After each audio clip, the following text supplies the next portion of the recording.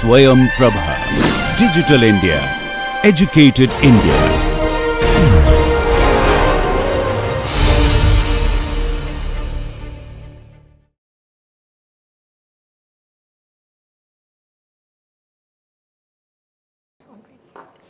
Honorable Chair and my dear colleagues, good morning to everyone.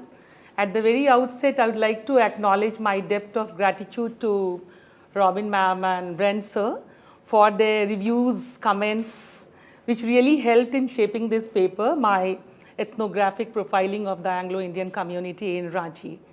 So throughout like a period of maybe 6 months or 8 months, the reviews continued and the comments as well. So this is a reflexive exploration of the research which I did 4 years back. I think it was in 2014, 14 or 15. So like it's only a remembering of the research experience and how the problems are almost the same, like the challenges, like sometimes it was very difficult to meet the people, access them. They were all staying in remote areas, visiting them. So the title of my presentation is Researching Community Writing Culture, Challenges and Opportunities. The present paper explores reflexively the experience of researching with the Anglo-Indian community in Ranchi and examines the problems and challenges that arise while researching our community and writing its culture, especially when the researcher is an outsider or a person not belonging to the community. Further, taking ethnography as a rich form of interpretive knowledge production, the paper also documents how a reflexive exploration of the research experience or the retrospective gaze adds to the illuminating insights gained earlier on certain aspects of the Anglo-Indian community in Ranchi and further opens up possibilities of future research in the field of Anglo-Indian studies. Introduction is a very brief, though a considerable amount of time was spent on the research and analysis of the pertinent issues concerning the Anglo-Indians of Ranchi, and Anjali Gira Roy ma'am helped me in articulating the problem of Ranchi and also on the formulation and articulation of the research problem. It constituted the initial phase of my research experience. The present paper focuses mainly on 3 aspects of my research experience, namely approaching the subjects, methods and strategies of data collection, and analysis and interpretation of the data leading to knowledge production. Keeping this categorization in view, I have divided the paper into the following 3 parts, which also form the 3 important phases of my research experience. And the first part is negotiation.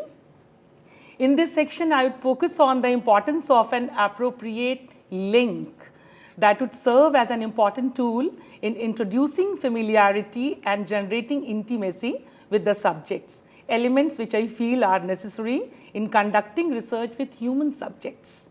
In reflexive ethnography, Charlotte Davies says that in doing research of any kind, there is an implicit assumption that we are investigating something outside ourselves, that the knowledge we seek cannot be gained solely or simply through introspection. We cannot research something with which we have no contact, from which we are completely isolated. Charlotte's assertions make it amply clear that for the initiation of any kind of research, there needs to be a connection or contact between the researcher and the research subjects. Procurement of any kind of contact with my research subjects necessitated a negotiation, a discussion of the ways and means to approach my subjects and obtain their accessibility and consent.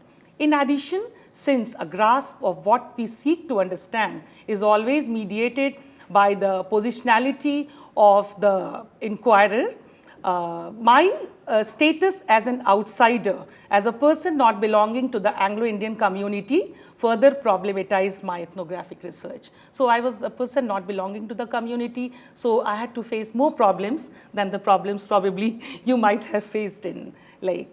It was therefore not surprising for me to experience a rush of anxiety as I turned an ethnographic eye to a community which was not my own. The dearth of information regarding the Ranchi Anglo-Indians on the online forums, which you said that there was no information, I went on searching, like blogs and wikis further enhanced my problem.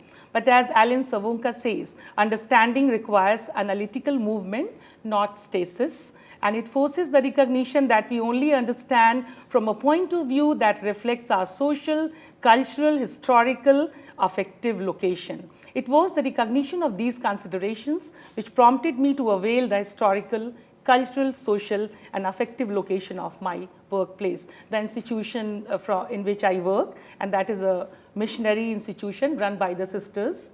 So they are very well placed and located there. I think the institution was there since 1960s, so they are quite old in Ranchi. I contacted the Reverend Superior of my institution to seek information regarding the Anglo-Indian community in Ranchi, their locales, their professions, and also to inquire about the most appropriate ways of approaching them. So when I went to sister, she said that she had a driver in the institution who was an Anglo-Indian, but the driver might have died and they don't have any connection with the driver. So, but then after that, sister said that you can go to Father Britius Eka.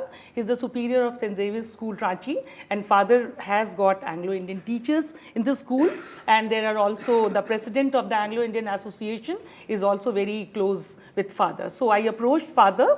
Father was not only in touch with the president of the Anglo-Indian Association, but also had Anglo-Indian teachers in his school. And father was very kind. He really helped me, and he introduced me to the teachers of the school, and he also fixed a meeting with them for my, just to give further information to me regarding the Anglo-Indians. With elements of familiarity being introduced in my relationship with my respondents, my status as the outsider became less problematic, and now gaining accessibility and voluntary consent of the respondents were not challenges for me. My anxiety turned into euphoria at being facilitated by the historical, cultural, social, and affective location of the two educational institutions. My relationship with these two institutions as a teacher. So I work in Nirmala College and I'm a teacher, and my son studies in St. Xavier's School. So both these institutions, they are very close to me. As a teacher and as a mother, had privileged me and provided me with the link to reach my research subjects. And with this, I come to the end of the first section and then started the process of selection. This section shows how the selection of research methodology is guided by what Paul Rock says, the criteria of practicability. In the next phase of my research, I was confronted with the challenge of selecting appropriate research methods and strategies. Being a novice in the field of ethnographic study, I began my research on ethnographic methods. I am from humanities, so it was my first empirical research with the human subjects. I discussed with my colleagues who were experts in the field. I explored the internet and also read literature on research methods to find out what techniques and strategies would suit me best to just fulfill the aims of the research. My explorations revealed that I was not devoid of choice, and I could select from amongst a variety of research techniques and methods like interviews, survey, participant, etc. All those would be a repetition. In the meantime, my meeting with the Anglo-Indian teachers had provided me with the first-hand information regarding the locales, population, as well as the profession of my potential informants. Most of the Anglo-Indian families were located at the outskirts of the city, and conducting research in those locales needed much time, and many of those places were not even known to me. Even though I stay at Ranchi, but those locales are very far, and I took the help of my son, and the elder son, he drove me to all those places, all those lanes, by lanes, for instance, in order to meet the president of the association, I had to go to a long distance. It was really very, and then I had to leave my son alone, the smaller one. He was staying at home. Then that day when I went there, it took me 4 to 5 hours coming back. And then what he had to do, that he had to go to the neighbor's house. All those places, all those problems I had to face. But then, okay. So hence, in addition to the time constraint, there was the pressure of exploring new and unfamiliar locations. Considerations such as these guided my selection of research technique, and I chose the method of interviews for collecting data from the respondents. I selected 11 respondents who belonged to 3 different generations of Anglo-Indians living in Ranchi. The number of respondents was small due to there being a small proportion of the population of Ranchi. So it's a very small, like there are only 35 families of Anglo-Indians in Ranchi. So that is the reason why I selected a small number of respondents. Fielding explains the rationale behind selecting a small group of people for conducting research. Ethnography is intense, I quote, lengthy and data rich, and it cannot and probably should not embrace too many people and too wide a field of activity. In a similar manner, Leach speaks of the microscopic investigation of the anthropologist and how anthropological non-random analysis produces results that better explain the cultural and social processes at work. He says, I quote, the anthropologist explicitly concentrates on data which are not random. He purposely chooses a small field within which all observable phenomena are closely interrelated and interdependent. In keeping with Leach's assertions, I also selected my respondents using a non-random sampling method based on their exposure to Ranchi's society and also their experience in the field of education. I adopted purposive sampling to facilitate the study and ensure that all the representative members of the different generations of the Anglo-Indian community in Ranchi were included in the sample. To identify the different generations of the Anglo-Indian community, first, second, and third, I relied on the information given by the respondents who identified the different batches of Anglo-Indians arriving in Ranchi from 1940s onwards. Just drink water. Thank you. I verified and ascertained the authenticity of their data by cross-checking from other sources, such as the principles of the institutions. In retrospect, I feel that this particular research progression was mainly guided by what I said earlier. Paul Rock says, the criteria of practicability. It guided my decisions and choices and even shaped the research process. As Baker says, no matter how carefully one plans in advance, research is designed in the course of its execution. The finished monograph is the result of hundreds of decisions, large and small, made while the research is underway, and our standard texts do not give us procedures and techniques for making these decisions. We can never escape the necessity to improvise. It is possible, after all, to reflect on one's difficulties and inspirations and see how they could be handled more rationally the next time around. A few years later, my reflections on my research experience, few years later means like a few months back while I was writing this research paper, few days back rather. My use of research methods in conducting the research. I realized that though consciously I had used the method of interviews to collect data, but unconsciously I had been gathering material for analysis by observing my respondents in different situations. Because every day I go to the school and I see the Anglo-Indian teachers, even though they are not aware, but I am just, and sometimes I talk to them also in different situations, sometimes as an inconspicuous bystander and sometimes by participating as fully as possible. This observation method facilitated my observation of particular behaviors of my subjects, both in public and private spheres, and thus provided a rich context for understanding my subjects. Now I come to the third and the final section, analysis and interpretation.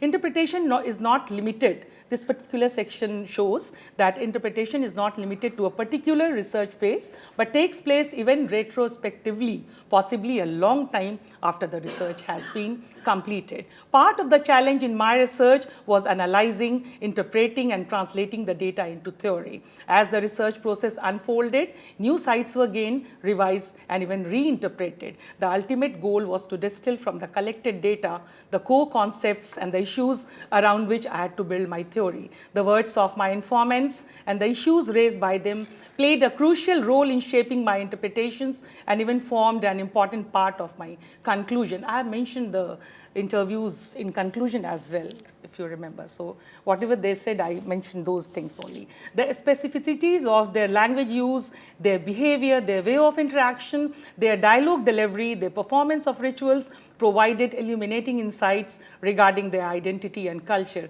I came to the conclusion that for the members, these were my findings. I came to the conclusion that for the members of the Anglo-Indian community in Ranchi, it was the performance of and a strict adherence to the rites and rituals associated with Christianity which constituted their identity as an Anglo-Indian. But as Brian Roberts says, interpretation is not limited to a particular research phase, but takes place before, during, and after the gathering of materials, and even retrospectively, possibly a long time after the research has been completed. The process of interpretation can be a long-lasting one, including the remembrance of research. The retrospective gaze, perhaps some years later, may not only lead to a reliving of earlier emotions felt during the investigation, but may also give a new perspective to the original research. So my finding after 4 years, what I read right now was the finding which I had in 2014 or maybe 15.